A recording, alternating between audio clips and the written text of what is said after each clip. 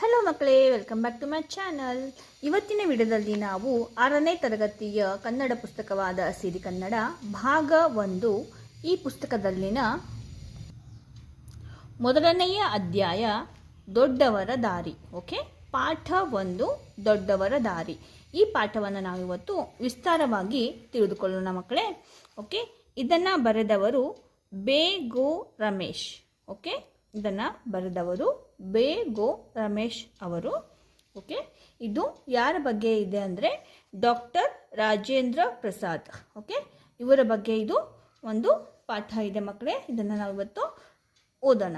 Okay, doctor Rajendra ಪ್ರಸಾದರು ಭಾರತದ ಪ್ರಥಮ ರಾಷ್ಟ್ರಪತಿಗಳು.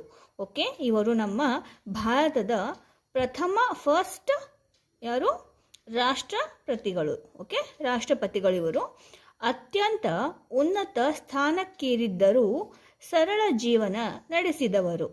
ಜನಕ ಮಹಾರಾಜನಂತೆ ಅವರದು ಋಷಿ ಸದೃಶ ಜೀವನ. ಓಕೆ, ಅವರು ಕೋಪವನ್ನು ಹತ್ತಿಕ್ಕಬಲ್ಲವರಾಗಿದ್ದರು. ಬಾಳಿನಲ್ಲಿ ಶಿಸ್ತು, ಸಂಯಮ, ಸಮಯ ಪಾಲನೆ ಇವುಗಳಿಗೆ ಭಾರಿ ಮಹತ್ವ ನೀಡುತ್ತಿದ್ದರು. ತಾವು ಜನರ ಸೇವಕ ಎಂದು ಹೇಳಿಕೊಳ್ಳುತ್ತಿದ್ದರು. ಒಂದು ದಿನ ಕಚೇರಿಯ ಕೆಲಸ ಮುಗಿಸಿ ರಾಜೇಂದ್ರ ಪ್ರಸಾದರು ಮನೆಗೆ ಬಂದಾಗ ಅವರ ಒಂದು ಪುಸ್ತಕದ ಹಲವು ಪುಟಗಳು ಅಲ್ಲಲ್ಲಿ ಚೆಲ್ಲಾಪಿಲ್ಲಿಯಾಗಿ ಹರಿದು ಬಿದ್ದಿರುವುದನ್ನು ನೋಡಿದರು. ಇದೆಲ್ಲ ಮಕ್ಕಳ ಕೆಲಸ ಎಂಬುದು ಅವರಿಗೆ ಹೊಳೆಯಲು ಹೆಚ್ಚು ವೇಳೆ ಬೇಕಾಗಲಿಲ್ಲ. ಮಕ್ಕಳಿಗೆ ತಮ್ಮ ತಪ್ಪಿನ ಅರಿವಾಗಬೇಕು ಎಂದೆನಿಸಿತು. ಆದರೆ ಆ ಮಕ್ಕಳನ್ನು ಅಪರಾಧಿಗಳಾಗಿಸಲು ಅವರ ಮನ ಒಪ್ಪಲಿಲ್ಲ. ಒಂದು ಉಪಾಯವನ್ನು ಹೂಡಿದರು. ಪ್ರಸಾದರು ಮುಖ ಕೈಕಾಲು ತೊಳೆದು ಬಂದರು. ನಿಧಾನವಾಗಿ ಕೋಣೆಯಲ್ಲಿ ಹರಿದು ಬಿದ್ದಿದ್ದ ಪುಸ್ತಕದ ಪುಟಗಳನ್ನು ಒಂದೊಂದಾಗಿ ಎತ್ತಿ ಮೇಜಿನ ಮೇಲಿಟ್ಟರು. ಬಳಿಕ ಮಕ್ಕಳನ್ನೆಲ್ಲ ಬಳಿಗೆ ಕರೆದರು. ಮಕ್ಕಳು ಓಡೋಡಿ ಬಂದರು. ರಾಜೇಂದ್ರ ಪ್ರಸಾದರು, ಮಕ್ಕಳೇ ನೋಡಿ, ಇಲ್ಲಿ ಎಷ್ಟೊಂದು ಕಾಗದಗಳು ಹರಿದು ಹೋಗಿವೆ. ಇವೆಲ್ಲ ಪುಸ್ತಕದ ಪುಟಗಳು.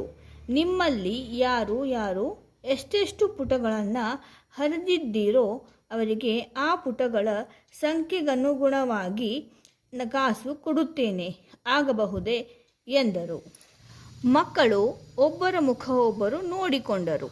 ಒಬ್ಬೊಬ್ಬರು ಕಾಸು ಸಿಗುವುದಲ್ಲ ಎಂಬ ಸಂತೋಷದಿಂದ ತಾವು ಹರಿದ ಪುಟಗಳ ಸಂಖ್ಯೆಯನ್ನು ತಿಳಿಸಿದರು. ಪ್ರಸಾದರು ಅವರಿಗೆಲ್ಲ ಅಷ್ಟಷ್ಟು ಕಾಸು ಕೊಟ್ಟರು. ಹುಡುಗರಿಗೆ ಖುಷಿಯೋ ಖುಷಿ.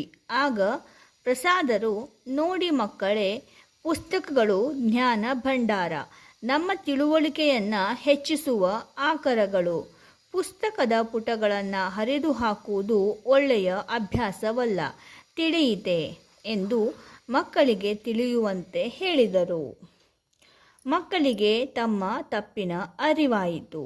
ಅವರೆಲ್ಲ ರಾಜೇಂದ್ರರಿಗೆ, ತಾತ, ನಾವು ಇನ್ನು ಮುಂದೆ ಎಂದು ಪುಸ್ತಕಗಳ ಪುಟಗಳನ್ನು ಹರಿಯುವುದಿಲ್ಲ, ಜೋಪಾನ ಮಾಡುತ್ತೇವೆ ಎಂದು ಪ್ರಮಾಣ ಮಾಡಿ ಹೇಳಿದರು. ಪ್ರಸಾದರಿಗೆ ಸಮಾಧಾನವಾಯಿತು. ಮಕ್ಕಳಲ್ಲಿ ಅಪರಾಧಿ ಮನೋಭಾವ ಮೂಡಲಿಲ್ಲ. ದೊಡ್ಡ ವ್ಯಕ್ತಿಗಳೇ ಹಾಗೆ. ಕೋಪ, ಅಸಹನೆ, ತಾಳ್ಮೆಗೆಡುವುದು ಇವೆಲ್ಲ ಅವರಿಂದ ದೂರ. ಪ್ರಗತಿಯ ಗುಟ್ಟೆ ಅದು. ಈಗ ನಾವು ಡಾಕ್ಟರ್ ಜಾಕೀರ್ ಹುಸೇನ್, ಓಕೆ, ಇವ್ರ ಬಗ್ಗೆ ನಾವು ತಿಳಿದುಕೊಳ್ಳೋಣ. ಡಾಕ್ಟರ್ ಜಾಕೀರ್ ಹುಸೇನರು ಭಾರತೀಯ ಶಿಕ್ಷಣದ ಅಭಿವೃದ್ಧಿ ಹಾಗೂ ಸುಧಾರಣೆ ಕುರಿತಂತೆ ಹಲವು ಪುಸ್ತಕಗಳನ್ನು ಬರೆದವರು. ಭಾರತಕ್ಕೆ ಸ್ವತಂತ್ರ ಬಂದ ಬಳಿಕ ಬಿಹಾರದ ರಾಜ್ಯಪಾಲರಾಗಿ, ಭಾರತದ ಉಪರಾಷ್ಟ್ರಪತಿಗಳಾಗಿ, ಅನಂತರ ರಾಷ್ಟ್ರಪತಿಗಳಾಗಿ ದುಡಿದವರು. ಕೆಲ ಕಾಲ ಅಲಿಗಢ್ ಮುಸ್ಲಿಂ ವಿಶ್ವವಿದ್ಯಾಲಯದ ಕುಲಪತಿಗಳೂ ಆಗಿದ್ದರು. ಶಿಕ್ಷಣ ಅವರ ಪ್ರಮುಖ ಕಾರ್ಯಕ್ಷೇತ್ರವಾಗಿತ್ತು. ದೆಹಲಿಯ ಜಾಮಿಯಾ ಮಿಲಿಯಾ ವಿಶ್ವವಿದ್ಯಾಲಯ ಉನ್ನತ ಶಿಕ್ಷಣಕ್ಕೆ ಹೆಸರಾದ ಸಂಸ್ಥೆ. ಅದರ ಸ್ಥಾಪಕರು ಡಾಕ್ಟರ್ ಜಾಕೀರ್ ಹುಸೇನರು. ಅವರು ತಮ್ಮ ಜೀವನದ ಬಹುಭಾಗವನ್ನು ಆ ವಿಶ್ವವಿದ್ಯಾಲಯದಲ್ಲಿಯೇ ಕಳೆದರೆನ್ನಬಹುದು.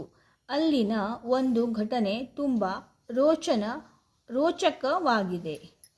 ಡಾಕ್ಟರ್ ಜಾಕೀರ್ ಹುಸೇನರು ಶಿಸ್ತು ಮತ್ತು ಶುಚಿಗೆ ಅಪಾರ ಮಹತ್ವ ನೀಡುತ್ತಿದ್ದರು.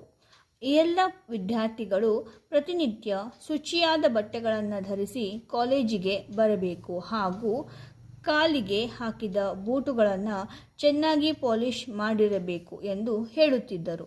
ಆದರೆ ಎಷ್ಟೋ ವಿದ್ಯಾರ್ಥಿಗಳು ಜಾಕೀರ್ ಹುಸೇನರು ಹೇಳುವುದನ್ನು ಸರಿಯಾಗಿ ಪಾಲಿಸುತ್ತಿರಲಿಲ್ಲ. ಇದರಿಂದ ಶಿಸ್ತಿಗೆ ಭಂಗವಾಗುವುದೆಂದು ಹುಸೇನರು ಅಭಿಪ್ರಾಯಪಟ್ಟರು. ವಿದ್ಯಾರ್ಥಿಗಳಿಗೆ ಬುದ್ಧಿ ಕಲಿಸಲು ತಾವೇ ಒಂದು ದಾರಿ ಕಂಡುಕೊಂಡರು. ಒಂದು ದಿನ ವಿಶ್ವವಿದ್ಯಾಲಯದ ಪ್ರವೇಶ ದ್ವಾರದಲ್ಲಿ ಜಾಕೀರ್ ಹುಸೇನರು ಒಬ್ಬ ಬೂಟ್ ಪಾಲಿಷ್ ಹಾಕುವವನ ವೇಷದಲ್ಲಿ ಕುಳಿತಿದ್ದು ವಿದ್ಯಾರ್ಥಿಗಳ ಗಮನಕ್ಕೆ ಬಂತು. ಕುಲಪತಿಗಳು ಕೈಯಲ್ಲಿ ಪಾಲಿಷ್ ಡಬ್ಬಿ, ಬ್ರಷ್ ಹಿಡಿದು ಕುಳಿತಿದ್ದ ದೃಶ್ಯ ಕಂಡ ವಿದ್ಯಾರ್ಥಿಗಳು ತಮ್ಮ ವರ್ತನೆಗೆ ನಾಚಿದರು. ಒಂದಿಬ್ಬರು ಪಾಲಿಷ್ ಹಾಕಿಸಿಕೊಂಡು ಆಗಿತ್ತು. ಅಂದಿನಿಂದ ವಿದ್ಯಾರ್ಥಿಗಳು ನೀಟಾಗಿ ಬಟ್ಟೆ ಧರಿಸಿಕೊಂಡು ಬೂಟುಗಳಿಗೆ ಪಾಲಿಷ್ ಹಾಕಿಕೊಂಡು ಕಾಲೇಜಿಗೆ ಬರತೊಡಗಿದರು. ಇದು ವಿದ್ಯಾರ್ಥಿಗಳ ಬಾಳಿನಲ್ಲಿ ಶಿಸ್ತು ಬೆಳೆದುಕೊಳ್ಳಲು ನೆರವಾಯಿತು. ಶಿಸ್ತು ಮೂಡಿಸಿಕೊಳ್ಳಿ, ಇದು ಜಾಕೀರ್ ಹುಸೇನರ ಆದೇಶವಾಗಿತ್ತು. ಮಕ್ಕಳೇ, ಇಲ್ಲಿಗೆ ನಮ್ಮ ದೊಡ್ಡವರ ದಾರಿ ಈ ಪಾಠವನ್ನು ನಾವು ವಿಸ್ತಾರವಾಗಿ ಓದಿದ್ವಿ ಮಕ್ಕಳೇ. ಇವಾಗ ನೆಕ್ಸ್ಟ್ ವಿಡಿಯೋದಲ್ಲಿ ನಾವು ಈ ಪಾಠದ ಪ್ರಶ್ನೋತ್ತರ ಹಾಗೂ ಎಲ್ಲ ಭಾಷಾಭ್ಯಾಸಗಳನ್ನು ನಾವು ನೋಡೋಣ. ನಾನು ಅದರ ನೋಟ್ಸ್ ನಿಮ್ಮ ಜೊತೆ ನಾನು ಶೇರ್ ಮಾಡ್ತೀನಿ ಮಕ್ಕಳೇ. ಹಾಗಾದರೆ ನಿಮಗೆ ಈ ಪಾಠದ ನೋಟ್ಸ್ ಬೇಕಾದಲ್ಲಿ ನೀವೇನು ಮಾಡಬೇಕು, ನಮ್ಮ ಈ ವಿಡಿಯೋನ ಲೈಕ್ ಮಾಡಿ, ಅಲ್ಲೇ ಪಕ್ಕದಲ್ಲಿ ಇರುವ ಒಂದು ಬೆಲ್ ಐಕಾನನ್ನು ನೀವು ಟೆಕ್ ಮಾಡಿ ಆಲ್ ಅಂತ ಪ್ರೆಸ್ ಮಾಡಬೇಕು. ಹೀಗೆ ಮಾಡೋದ್ರಿಂದ ನಾನು ಮುಂದೆ ಯಾವುದೇ ವಿಡಿಯೋನ ಅಪ್ಲೋಡ್ ಮಾಡಿದಾಗ ನಿಮಗೆ ಒಂದು ನೋಟಿಫಿಕೇಷನ್ ಬರುತ್ತೆ. ಆದಷ್ಟು ಬೇಗ ನೀವು ನಮ್ಮ ವಿಡಿಯೋಸ್ನ ನೋಡಬಹುದು. ಹಾಗಾದರೆ ಮತ್ತೆ ಸಿಗೋಣ ಈ ಪಾಠದ ಪ್ರಶ್ನೋತ್ತರದ ವಿಡಿಯೋದೊಂದಿಗೆ. ಅಲ್ಲಿವರೆಗೂ ಬಾಯ್ ಬಾಯ್.